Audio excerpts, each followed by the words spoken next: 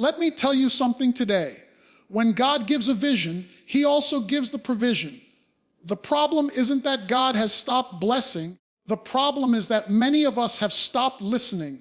God doesn't just call people to jobs. He calls them to kingdom assignments. Faith is heaven's currency. When you invest your trust in God, the return is guaranteed. The world says, see it to believe it. But the kingdom says, believe it to see it. Everything that God does begins with faith, because faith is not a feeling, it's a foundation. Faith is not based on what your eyes can see, but on what your heart knows to be true about God. Faith is not logical, but it is powerful, because it connects the natural with the supernatural. You see, faith is the language of heaven. When you speak faith, you speak in a tongue that God understands. God doesn't respond to fear, complaints, or worry. He responds to faith. You might not have the resources, the connections, or the opportunities, but if you have faith, you have the one thing that moves the hand of God. That's why the scripture says, without faith, it is impossible to please God. Faith pleases him because faith proves that you trust him more than your circumstances. The problem for many of us is that we try to walk by sight and not by faith.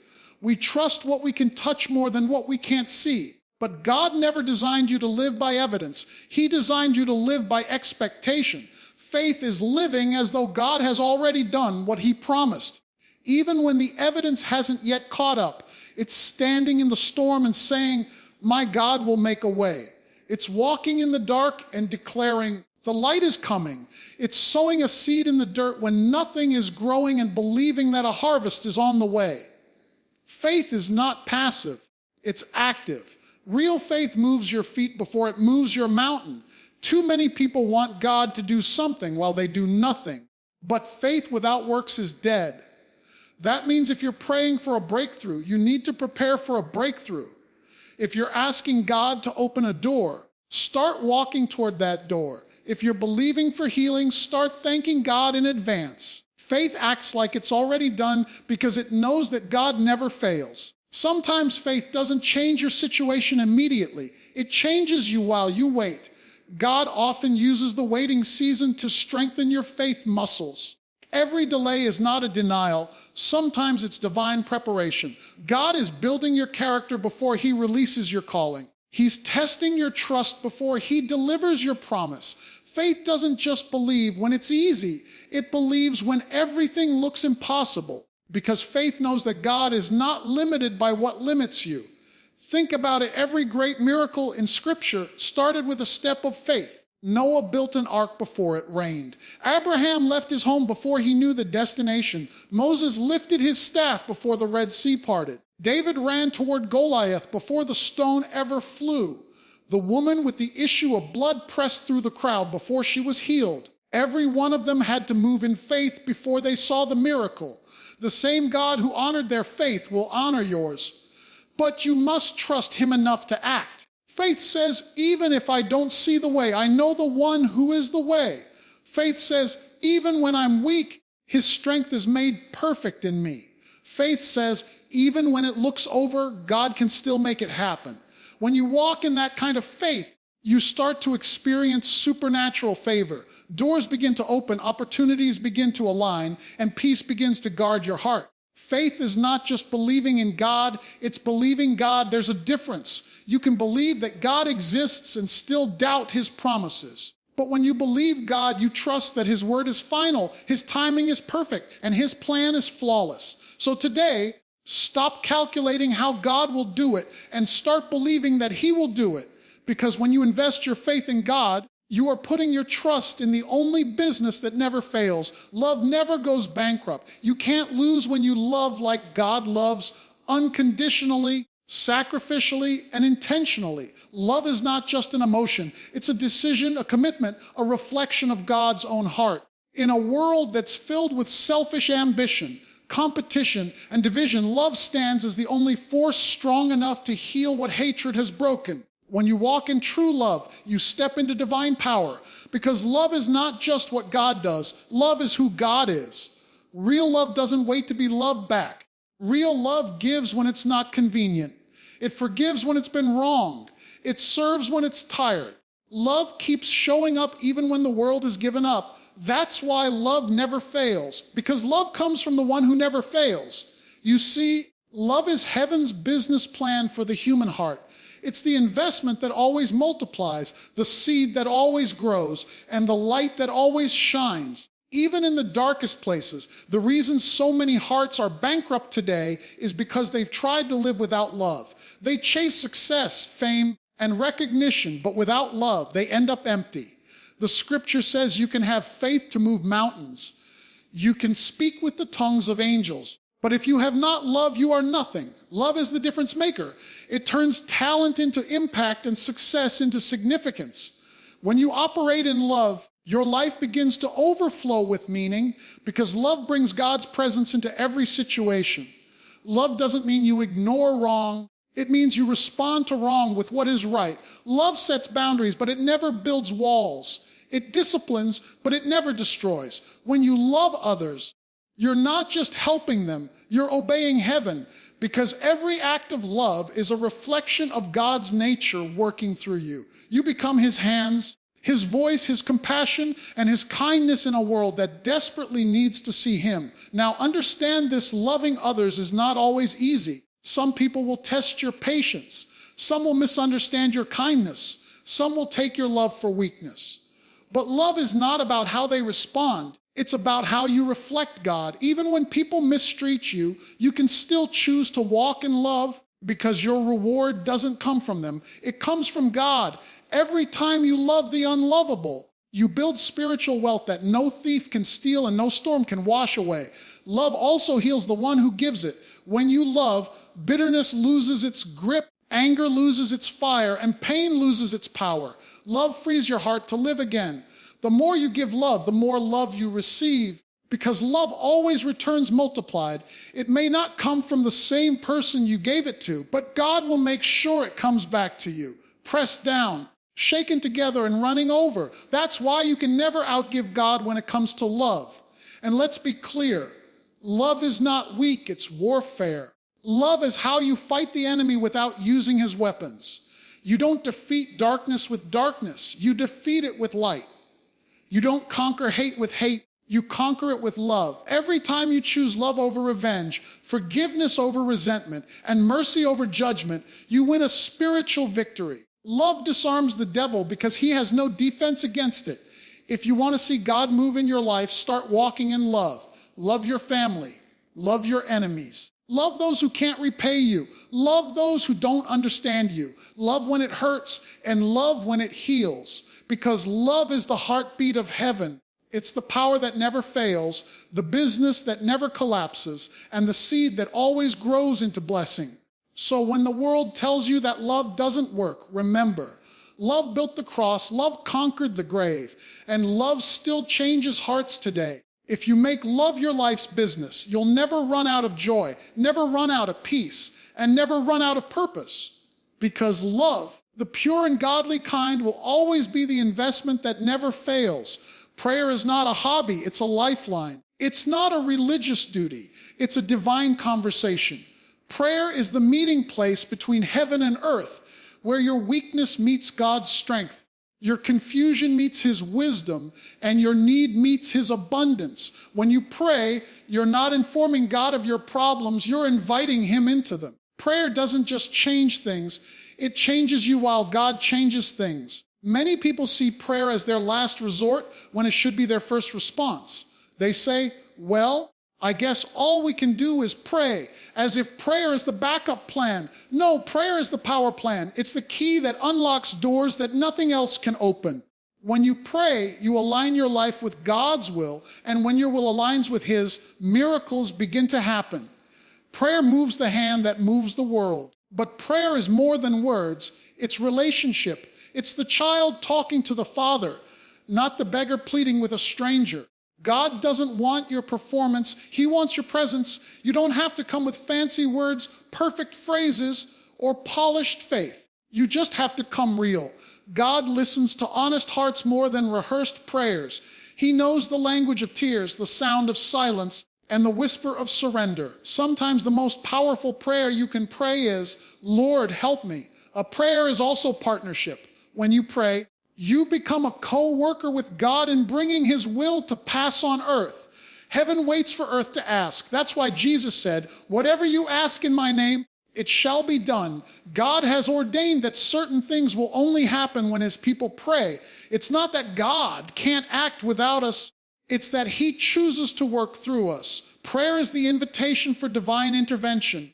But understand this, prayer is not about getting God to do your will. It's about you surrendering to his. Sometimes God says yes, sometimes no, and sometimes not yet. The power of prayer is not in the answer, but in the assurance that you're heard. When you pray, you are never ignored. Even when God is silent, he's not absent. His silence is often preparation, not rejection. He's working behind the scenes, aligning what you cannot see so that when his answer comes, it will be right on time. Prayer requires persistence. Many give up too quickly because they don't see instant results. But prayer is like planting a seed. It takes time to grow.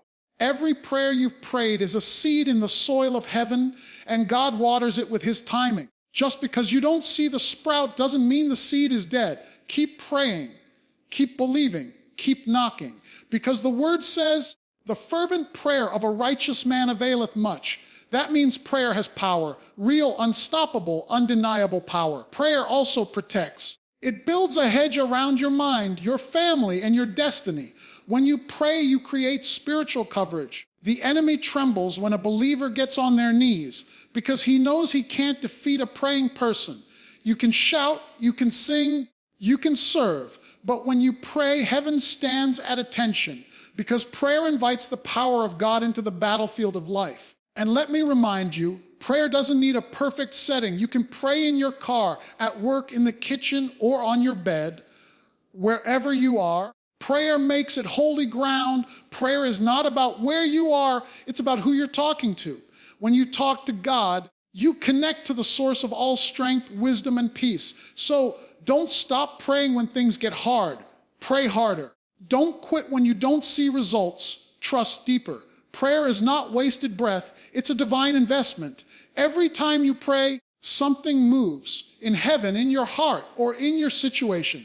Prayer is the business that never fails because heaven always answers and God always listens. The business of service is one of heaven's greatest secrets to success. In a world obsessed with being served, God calls us to serve. Service is not weakness.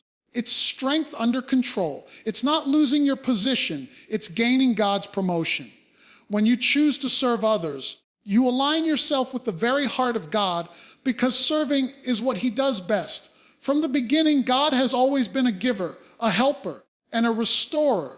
And when you serve, you become a reflection of him on earth. True service doesn't wait for applause, recognition, or reward. It simply says, here I am, Lord, use me. Serving others is not about status. It's about obedience. The greatest in the kingdom are not the ones sitting on thrones, but the ones washing feet. Every time you humble yourself to meet someone's need, heaven takes notice. Service might look small to man, but it looks mighty to God. A cup of water given in love, a prayer whispered for a friend, a helping hand to a stranger. These are all deposits in eternity's account. Many people want to be elevated, but few want to serve. They want the spotlight without the sacrifice. But in God's kingdom, promotion comes through humility. The way up is down. Before God trusts you with leadership, he tests you with servanthood. If you can't serve in the small things, you're not ready for the big things. It's not about where you serve, it's about how you serve. Whether you're cleaning the floor or leading the floor, do it as unto the Lord. Because when your motive is pure, your service becomes worship. Service is love in action. You can say you care, but if you're not willing to serve, your love has no hands. Real service doesn't ask, what's in it for me? It asks, what can I give? God blesses givers because giving is his nature. The moment you start serving others, you invite divine favor into your life. The same God who multiplied the loaves and fishes can multiply your time, your energy, and your resources when you pour them into others. Service also transforms your heart. When you serve, pride dies and compassion grows. You start seeing people not as problems, but as opportunities to reflect God's grace. Service breaks selfishness. It reminds you that life is not all about you. You become a vessel of blessing. And the more you pour out, the more God fills you back up. That's the divine cycle. The more you give, the more you receive. Not because you're chasing reward, but because generosity always attracts abundance. And let's be honest, sometimes serving is hard. People may not thank you. They might take you for granted. You may feel unnoticed or underappreciated. But God sees what others miss. Every quiet act of service is recorded in heaven. Every tear you've cried while serving faithfully is counted.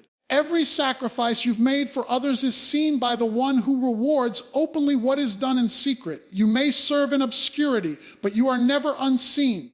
Service is not just an action, it's a calling. You were created to make a difference. The gifts, talents, and time God has given you are not for self-promotion, but for kingdom expansion. Every moment you serve, you push back darkness and shine God's light in places that need hope. Service is ministry in motion. It's preaching without a pulpit, loving without limits, and giving without expecting. So don't wait for the perfect position or the perfect moment to serve. Start where you are, with what you have and for whom you can. Serve in your family, in your community, in your workplace. Do it with joy, with excellence, and with humility. Because when you serve people, you serve God. And when you serve God, you step into a business that never fails. God keeps records and He pays rewards. The world may forget your efforts, but heaven will never overlook your faithfulness. So keep serving even when it's hard. Keep loving even when it hurts. Because the greatest blessing doesn't come from being served. It comes from becoming a servant. And that's the kind of business that heaven calls successful. Integrity is doing what's right when no one is watching. It's standing firm in truth even when the world around you bends and breaks its morals for comfort and convenience. Integrity is not about image. It's about inner strength. It's not about reputation. It's about character. Reputation is what people think you are, but character is who you really are when the lights go out and the crowd disappears. God doesn't bless appearances. He blesses authenticity. Integrity is the foundation of divine success. You can build a career on talent, but you can only build a legacy on truth. Without integrity, success is hollow. It might look impressive on the outside, but it's empty on the inside. God never anoints deception. He doesn't endorse shortcuts, manipulation, or compromise. You might fool people for a season, but you can never fool God. Integrity is heaven's standard for promotion, and until your character can handle the weight of your calling, God will hold the elevation in place. Integrity means you stay the same person in public and in private. You don't wear masks to fit different moments. You don't change your values depending on who's watching or what benefits you can gain. When you walk in integrity, you choose conviction over convenience, truth over popularity, and faithfulness over fame. Integrity says, even if it costs me, I will still do what's right, because integrity understands that it's better to lose with honor than to win with compromise. Integrity is not perfection, it's consistency. It's getting up when you fall, confessing when you're wrong, and refusing to live a double life. People of integrity don't hide their weaknesses. They bring them to God for healing. They don't pretend to be flawless. They walk humbly, knowing that grace covers them. God can use a broken person who's honest far more than a gifted person who's fake. He's not looking for perfection. He's looking for truth in the inward parts. The world is filled with people who want power without purity, position without process, and success without sacrifice. But integrity is what keeps you standing when everything else collapses. When your foundation is truth, no storm can destroy you. When you build on lies, even the smallest wind of trouble can blow your house down. That's why the wise build on the rock of truth, honesty, and obedience, because integrity guarantees stability. Integrity also brings peace. When you live with integrity, you don't have to remember what lie you told, who you deceived, or what mask you wore. You can rest because your heart is clean. You can walk in confidence because you have nothing to hide. Integrity removes guilt and replaces it with boldness. You don't have to pretend when your inside matches your outside. That's freedom, not the freedom to do whatever you want, but the freedom to live without fear of being exposed. And here's the truth, integrity will always be tested. There will be moments when doing what's right costs you something, a promotion, a relationship, an opportunity, or approval. But every time you choose truth over compromise, you make a deposit into eternity. God sees every test you pass, every temptation you resist, every honest decision you make when no one else knows. And in due time, he will reward you openly for the righteousness you walked in secretly. Integrity attracts favor because God can trust you. He can put blessings in your hands knowing that your heart won't be corrupted by them. When your character aligns with his principles, doors open that no man can shut. People might rise faster through deceit, but they fall harder. Integrity may take longer, but it takes you further, because what you build with honesty, God sustains. What you build with deception, God dismantles. So guard your integrity. Protect it more than your money, your name, or your comfort. Let your word be your bond, your actions match your beliefs, and your motives stay pure. Even when no one claps, even when no one sees, even when no one thanks you, live with integrity. Because when you do, heaven recognizes it, God honors it, and blessings follow it. Integrity is the unseen business of the kingdom. It may not always be rewarded by people, but it is always remembered by God. Gratitude is one of the most powerful forces in the kingdom of God. It's not just good manners. It's a mindset, a lifestyle, a spiritual weapon. Gratitude turns ordinary moments into miracles and small things into blessings. When you live with a thankful heart, you invite the presence of God into your everyday life. Gratitude doesn't just change your situation, it changes your perspective. It reminds you that no matter how little you think you have, you are still richer than most because you have breath, life, and the grace of God working in you. A grateful person doesn't wait for everything to be perfect before saying thank you. Gratitude shines brightest in the darkest times. Anybody can thank God when life is easy, but real gratitude thanks him in the storm. It looks beyond what's wrong and celebrates what's right. It doesn't ignore pain, it acknowledges God's presence in the middle of it. Gratitude says, I may not have everything I want, but I thank God I still have what I need. Gratitude is faith's twin, because thanking God before the blessing arrives is proof that you trust him completely. When you live with gratitude, you keep heaven's windows open over your life. God responds to thankful hearts. Complaining closes the door to blessing, but gratitude throws it wide open. The Israelites complained in the wilderness and stayed stuck. Paul and Silas praised God in prison and walked free. Your gratitude can change the atmosphere around you. It can turn captivity into breakthrough, sorrow into singing, and delay into divine timing. Gratitude is not passive, it's powerful. It declares that your God is greater than your problems and that his goodness outweighs your pain. Gratitude also protects your heart from pride. It reminds you that everything you have is by grace, not by your greatness. When you stay thankful, you stay humble. You recognize that your talent, your success, your opportunities, and your very breath are gifts from God. Gratitude keeps you grounded while God lifts you higher. It keeps you content without making you complacent. You can still have dreams and goals, but gratitude makes sure those dreams don't make you forget the God who gave them. Gratitude multiplies what you have. When Jesus fed the 5,000, he didn't start with abundance. He started with thanksgiving. He looked up to heaven, gave thanks, and the little that was in his hands became more than enough. That's a principle for every believer. When you thank God for what's in your hands, he multiplies it. But when you complain about what's missing, you limit what he can do. Gratitude is the key that turns scarcity into sufficiency. Gratitude also brings peace. When you start counting blessings instead of burdens, your heart becomes lighter. Worry and worship can't live in the same space. When you thank God in every situation, you push fear out of your heart and make room for faith. Gratitude doesn't deny reality. It declares victory in advance. It says, this may not look good, but God is still good.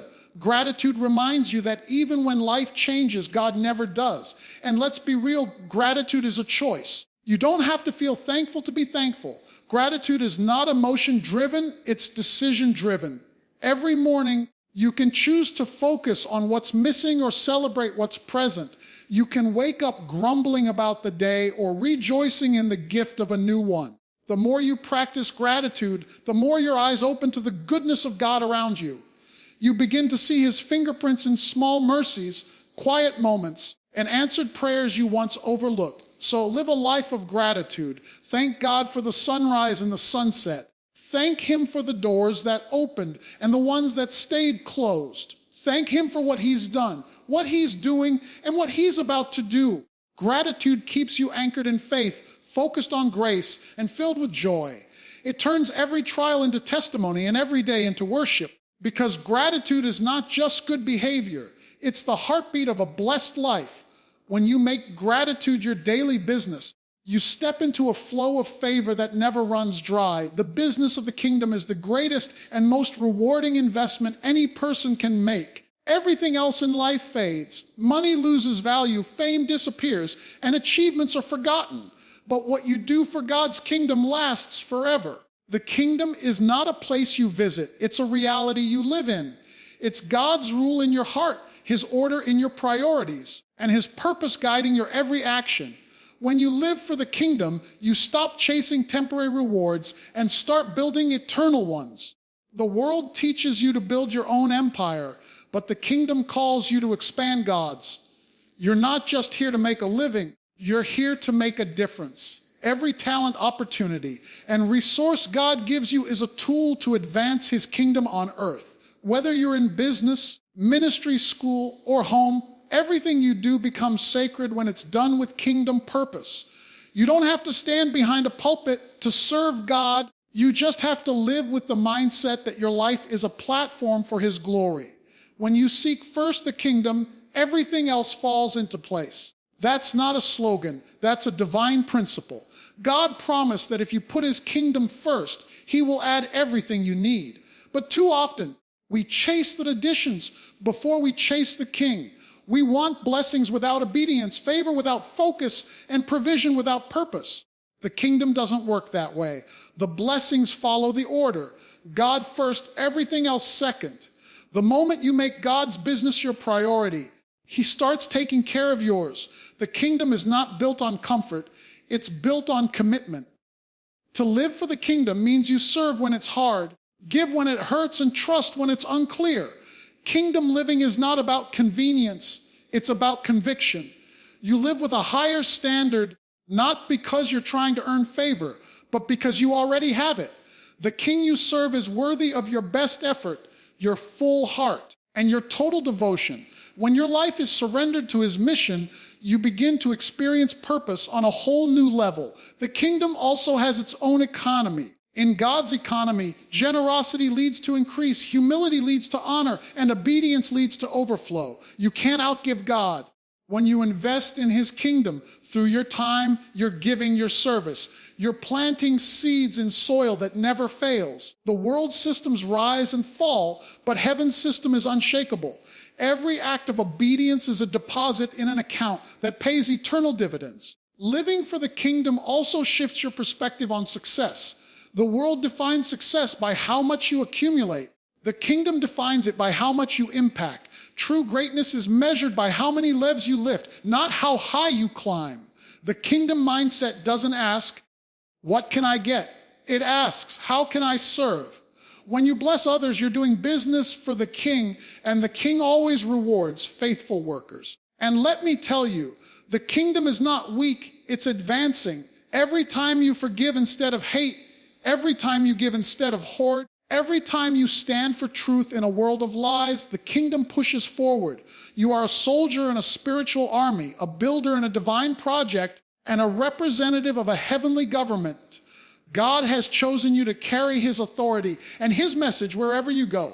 That's not a small assignment. That's a royal responsibility. So don't get distracted by the temporary things of this world. Don't waste your energy chasing what won't last. Invest your life in what cannot fail. Use your voice to spread truth, your hands to serve others, and your heart to glorify God. Every prayer, every act of kindness, every step of obedience is a piece of kingdom work. And one day, when this life is over, you'll hear the king say, well done, good and faithful servant.